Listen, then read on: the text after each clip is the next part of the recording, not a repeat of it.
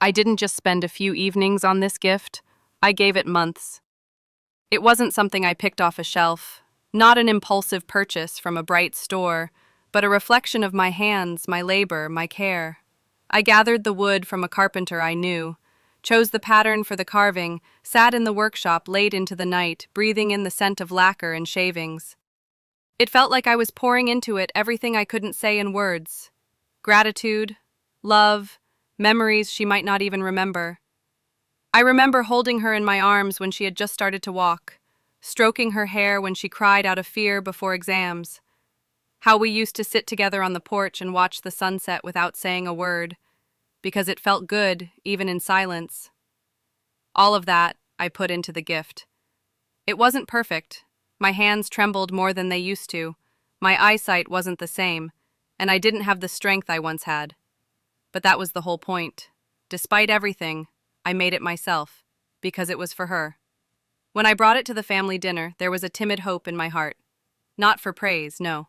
For a warm glance, for simple understanding. I placed the box next to the other gifts, luxurious, flashy, expensive, mine, modest and alive, lost among the gloss. I saw her open it. I saw how she paused for a moment, tilting her head as if examining it, as if evaluating. I knew she would recognize it, the work of my hands. I even thought she would smile, come over and hug me. But then I heard her voice, and saw the lips of others twitch. Laughter swept over the table like a heavy downpour. I didn't laugh, I didn't look. I just stood up, walked into the kitchen, and pretended to search for something in the cupboard. My heart pounded in my chest like it did in my youth when standing under the stage lights. Only then it was from excitement. Now, from shame. I didn't sleep that night. I lay in the dark, feeling each thought drive into my mind like a nail. I remembered sewing her prom dress when we couldn't afford one, selling my necklace to pay for her course, renting a room near her university just to be close when things were hard. And all of it felt meaningless, like a forgotten shadow. Morning greeted me with wind and a light fog. I stood by the window and looked at the old beach house, the one where she played as a child, where she hid from the rain, where she dreamed of having her wedding. She had already sent out invitations, planned an arch by the water, flowers on the steps, music echoing over the sea. I heard her describe every detail, eyes shining, voice full of excitement. I looked at that house and felt no warmth, no nostalgia, only emptiness. The phone lay on the table nearby. I picked it up and made one call. The voice on the line answered quickly, confidently, as if already expecting the call. The deal was closed in less than an hour. The buyer had been watching the house for a long time and was ready to pay in cash.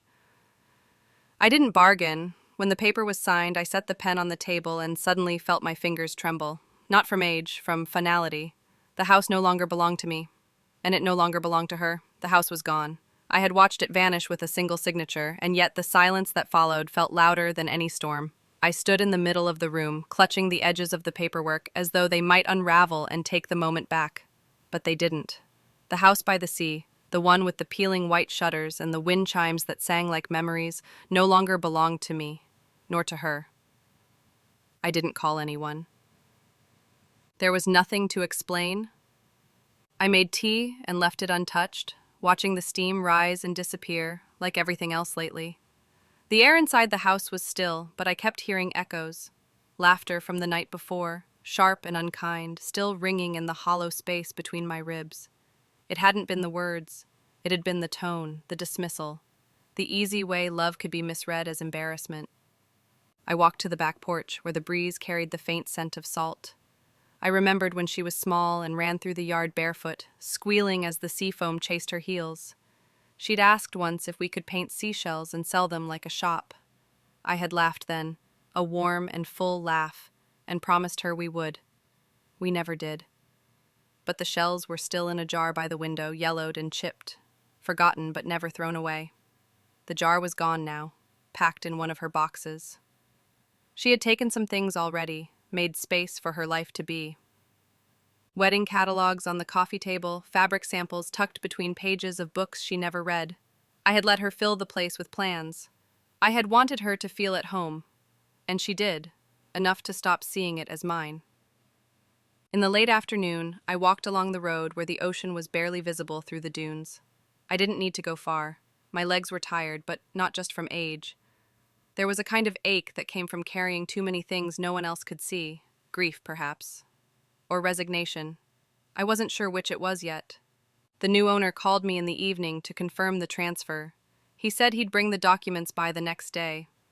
I said nothing, but nodded as though he could see me.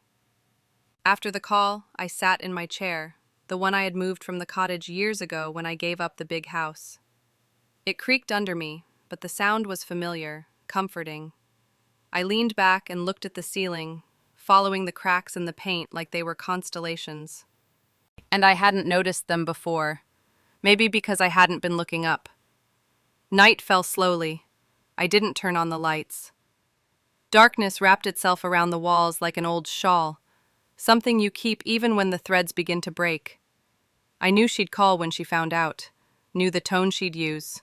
Wounded, incredulous, maybe angry. I rehearsed a dozen responses, then let them go, one by one.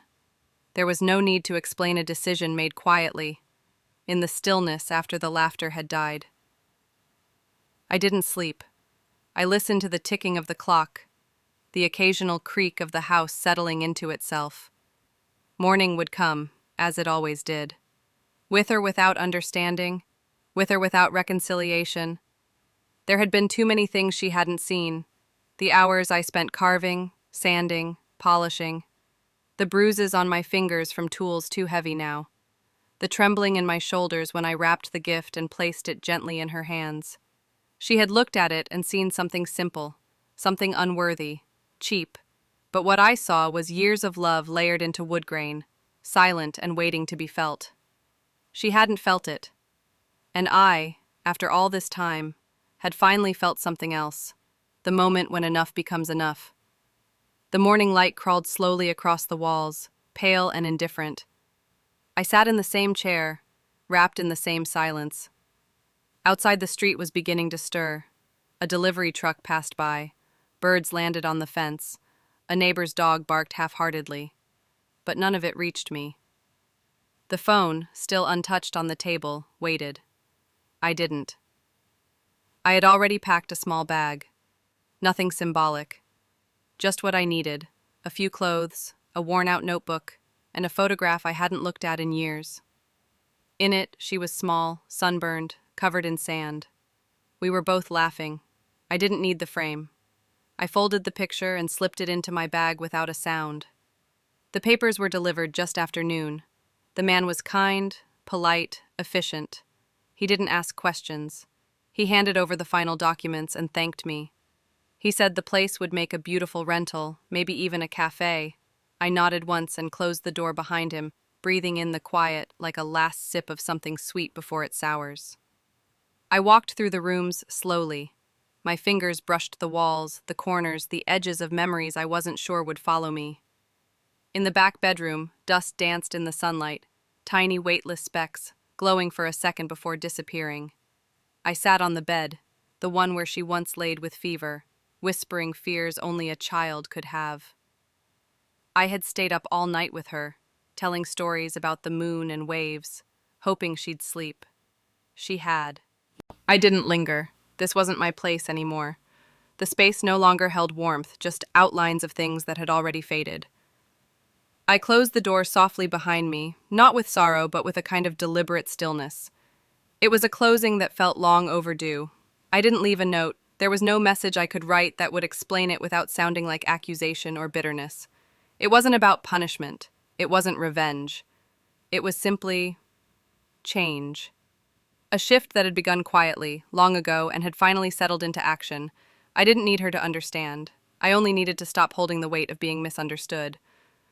When I got back to my smaller home, the one where everything still smelled of lavender and lemon oil, I unpacked my bag. The photograph went into the drawer beside my bed. Not forgotten, just folded. The phone rang once in the evening, then again. I didn't answer. The screen lit up with her name, bright and familiar. I turned it face down and made tea, this time drinking it all. There was sweetness in choosing silence, in refusing the old rhythm of apology and expectation. I had no anger, only quiet. Later that night, I walked outside and looked at the sky. The stars were faint, blurred by city lights, but still there. I stood for a long time, arms wrapped around myself, feeling the coolness on my skin.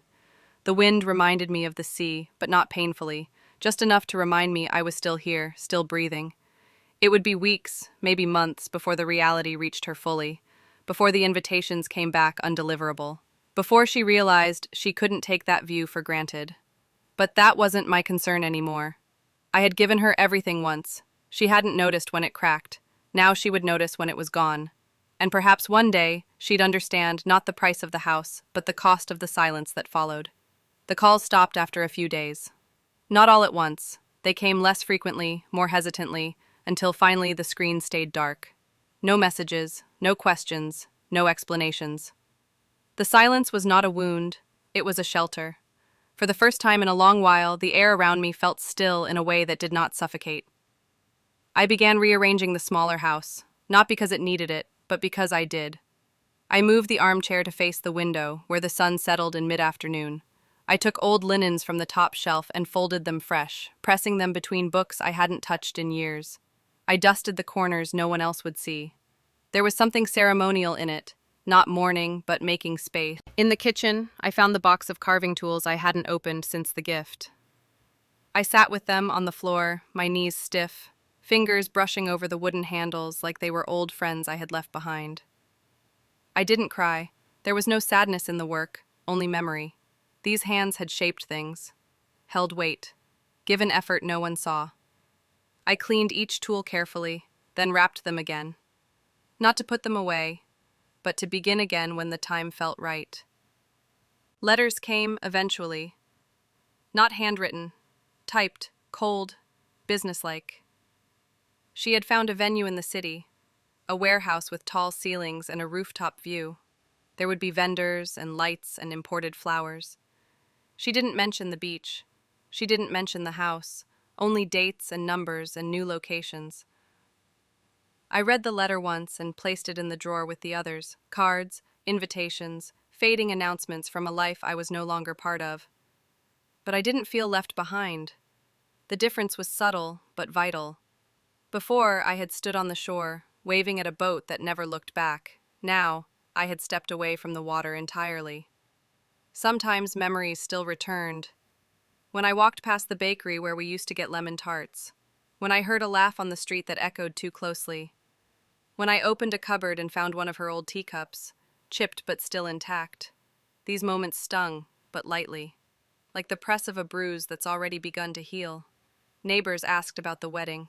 I smiled and said it would be beautiful. I didn't add more. What would they understand of the layers that led here? The thousand small things that accumulate in the silence between people. The moments when love goes unnoticed, not because it fades, but because it becomes invisible in its constancy. She would have a beautiful day. Of that I was certain. The photographs would be full of sunlight and dresses and perfection. People would cry. People would dance. And she would never think of the house that once stood waiting, quiet and ready, with walls full of her laughter. That was the cost. Not to me. I had already paid it. To her, in time. I returned to my work slowly. One morning I sat with a piece of driftwood and let my hands move as they remembered. The grain ran crooked. The wood splintered under pressure. But I didn't mind. There was something freeing in creating something not meant to impress anyone, not meant to be given, only made for the sake of making. The shape began to emerge. Imperfect, but honest. I still didn't answer her calls when they came again. Not out of cruelty, but because there was nothing left to say that could be spoken aloud. She would have to arrive at the truth on her own, if she ever did, and if not, that too was a kind of peace. The world moved on, and for once I didn't chase after it. Rain fell softly against the windows, blurring the world outside into smudges of gray and green. I watched it for a long time, seated in the same old chair that had become my quiet companion. The sound of the rain reminded me of childhood, not hers, but mine, when the sky wept and time slowed, and all that mattered was the nearness of breath and warmth. Now the rain simply fell, and I let it. The carving on my table had begun to take shape. It wasn't beautiful by any conventional measure, and that pleased me. It had no purpose but its own existence. I didn't plan to finish it quickly. I let each curve and edge come slowly, patiently, as if honoring the truth that some things aren't meant to be rushed. There was something healing in creating without audience, without expectation. I went out only when I needed to the grocer, to the pharmacy, to the post. I walked quietly, nodding at familiar faces, accepting their small kindnesses, but not inviting conversation. I didn't need to explain. Most people had already decided how to understand things, and I had no interest in correcting them. News of the wedding filtered in sideways, through neighbors, through community boards. I learned the dress had come from overseas, that the guest list had grown beyond what the old house by the beach could have held. The new venue had chandeliers and imported tiles. The food would be catered by someone known for their artistry. There would be string lights and speeches and a photographer who specialized in documentary-style storytelling. I imagined the laughter, the toasts, the tears, all perfectly arranged, preserved in amber. She hadn't written again. After the letters came silence, then brief calls I never answered. She never came to the door. Maybe pride stopped her, or maybe it was pain. Perhaps she believed I had betrayed something sacred. Perhaps she thought I had made it about me.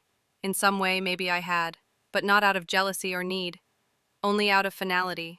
There is a moment in a long relationship, not just romantic, but familial, where something invisible fractures. Not loudly, not all at once. A slow hairline crack widened by years of neglect, of assumptions, of things left unsaid. I hadn't noticed it growing. Or perhaps I had, but refused to name it, until it had spread so far that the structure could no longer hold. I didn't miss the house. That surprised me. I thought there would be grief. But what I missed, what truly hurt, was not the building or its rooms, but the memories that now felt unshared. I had once believed we carried them together, that they were anchors between us. But when she laughed that night and dismissed what I had made, it was as though the shared weight had fallen entirely into my arms and hers were free. I couldn't carry both of us anymore. I thought often of the gift. I didn't regret making it. I didn't even regret giving it. What I regretted was the illusion I'd held on to, that time alone would translate into understanding. That she would see in it the late nights, the trembling hands, the hours spent remembering, shaping, offering. But she had only seen the surface. Still, I hoped she had kept it. Not out of guilt, but curiosity. Maybe one day, years from now, when the light hits it a certain way, she'll run her fingers along the edges and wonder. Maybe she'll remember the way I used to sit on the porch, wood shavings in my lap, always working, always quiet. Maybe she'll come to understand that love is not always loud, not always polished, not always what we expect. Sometimes it comes in the form of splinters. And if she never sees it, if it's discarded or forgotten, that too is fine. I had carved it with honesty, and even unacknowledged, honesty remains. The rain stopped by evening. I opened the window and let the air in.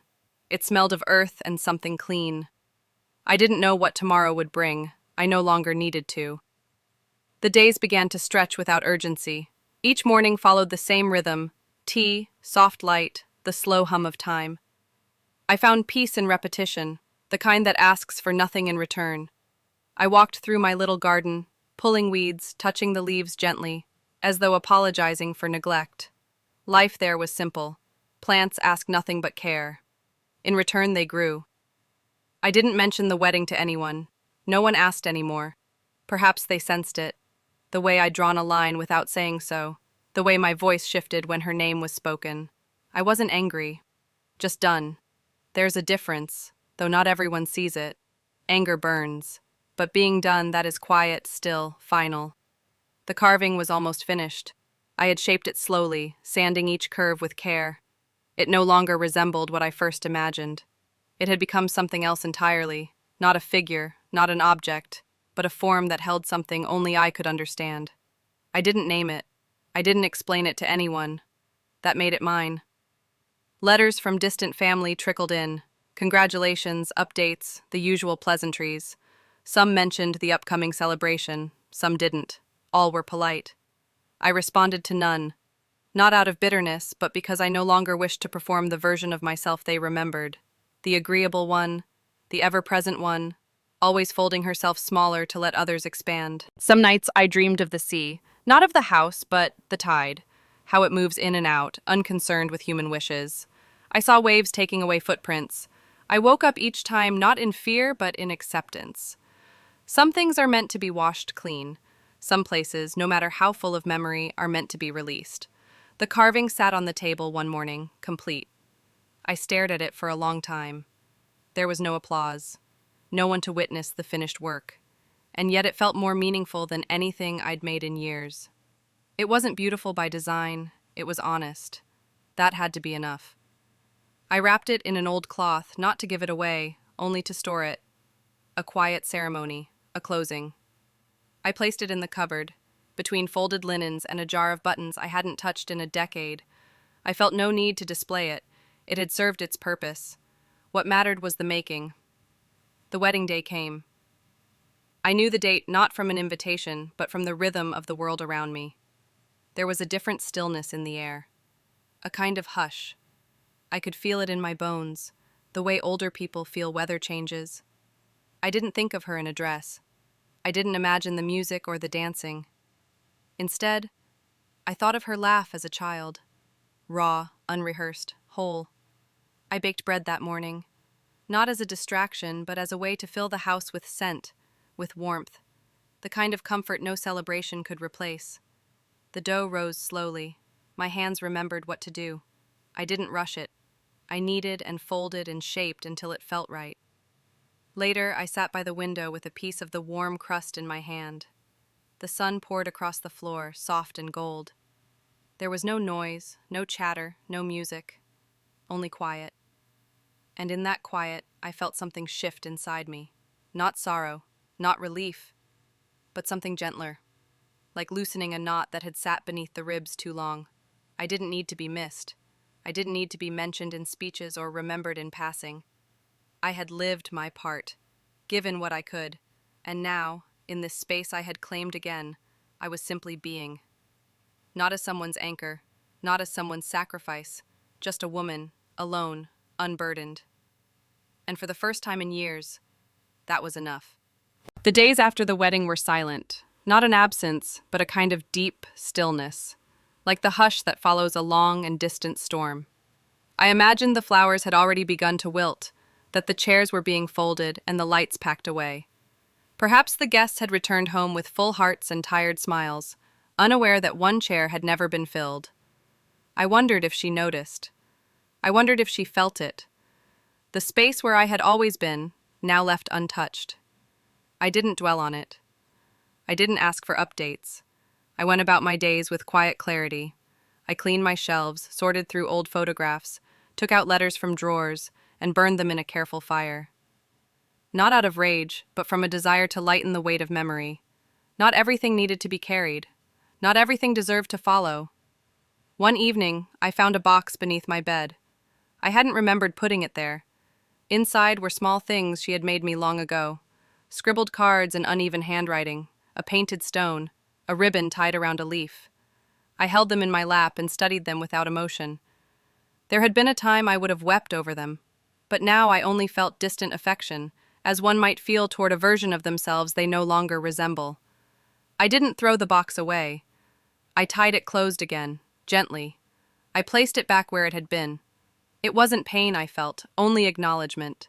These were remnants of a time when love had been easy, when expression had not yet been complicated by ego, expectation, or pride. Those days were gone, but they had been real. A letter arrived in the mail a week later. I recognized the handwriting instantly. It was careful, deliberate, as if each word had been chosen many times before ink met paper. I didn't open it right away. I placed it on the table and let it sit there for hours, untouched. There was no urgency in me. I had lived too long in the shadow of other people's timelines. When I finally unfolded the page, the words did not surprise me. They were filled with explanations, regrets dressed as reasons, sentences meant to mend, stitched with cautious emotion. She asked why I hadn't come. She asked why I had sold the house. She asked if I had stopped loving her. I read it once, then again, and then I folded it carefully and placed it back in its envelope. I didn't write a reply. Not yet. Some letters do not require answers. Some truths live best in silence. That night, I walked outside again. The sky was clear, scattered with stars like fine dust on dark velvet. The air was cool, but not cruel. I looked up and breathed deeply, letting the night settle into my lungs. I felt neither old nor young, neither wronged nor righteous, only real. I thought of her, not as the woman she had become, but as the child I had once carried. I thought of the smell of her hair, the way she reached for my hand without thinking, the weight of her head on my shoulder when she was too tired to speak. Those memories no longer hurt, they simply existed. I didn't need her to understand why I had let go. Understanding might come one day, or it might never arrive. That was no longer my burden. What I needed, I had already found. The stillness that comes after release. The kind that asks for nothing, the kind that waits for no one. Spring arrived slowly, without ceremony. The wind grew gentler, and the first blooms curled out from the soil with a quiet insistence. In the early mornings, I opened my windows and let the scent of new life drift inside. The air had changed. It carried something lighter, something that no longer pressed against the chest like memory often does. I spent more time in the garden, my fingers sinking into earth, finding rhythm in the planting, in the watering, in the way roots take hold without asking permission. Things grew without needing to be seen. I liked that. There was no applause in the garden, only persistence. The letter remained in its envelope. I kept it not as proof of anything, but because part of me understood that she had tried, and that trying, however late, was still something. But I didn't need to answer. Not now, perhaps not ever. Not every pain can be stitched with words, and not every silence is an absence. Some are boundaries, some are breath. Sometimes I wondered if she passed by the old house, if she ever looked toward the water and felt the loss. Perhaps not of the building, but of what had once been promised there. The simplicity, the history, the love that had lived without needing to be explained. She had made her choice, I had made mine, and time, with its quiet cruelty, had moved forward, sweeping us both into separate rhythms. I bore no anger, I bore no regret, but I would not return to what had asked me to disappear in order to stay. There is a kind of strength in not being needed. It allows space to choose, rather than endure. I had spent years being everything for everyone, the silent pillar, the listening ear, the hands that built, stitched, cooked, held. But now, I was just myself. And that was not lonely. It was whole. The carving sat untouched in its drawer, resting among forgotten things. I didn't open it often. I didn't need to. I knew what it meant. That was enough. One evening, as the sun dipped below the rooftops, I lit a candle and placed it by the window. Not for ritual, not for mourning, just a small flame, burning because I wanted light, not because I lacked it. The house smelled faintly of rosemary and cedarwood. I sat in my chair, wrapped in a worn shawl, the one she used to drape around her shoulders when she was cold. It no longer smelled like her, it smelled like me. In that hour, I realized something I hadn't before. Letting go hadn't been a single act. Not the sale, not the silence, not the refusal to attend the wedding. Letting go had been slow, a peeling away, a quiet, deliberate retreat from the places where love had stopped. And now, I lived in the space that retreat had left behind. It wasn't empty, it was quiet. There's a difference. The stars came out one by one. I watched them without wishing. I no longer longed for what might have been. I no longer grieved what should have been said. I had lived through it. All of it. And I was still here. There was no applause, no recognition, no audience. Only the sound of my own breath, steady and sure. And in that, I finally understood. I had not lost. I had chosen. I had preserved the only thing I had left to give. Myself.